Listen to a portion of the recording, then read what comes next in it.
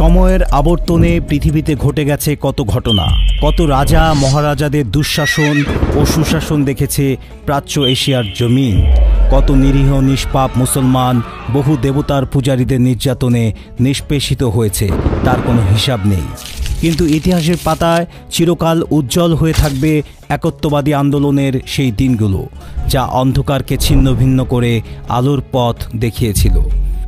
971 সালের 2 নভেম্বর 357 খিজরি সনের 11ই মুহররম, সেদিন পৃথিবীতে এসেছিল কালজয়ী এক মহাপুরুষ। তিনি ছিলেন তৎকালীন অত্যাচারী হিন্দু রাজাদের ভয়ঙ্কর আতঙ্ক।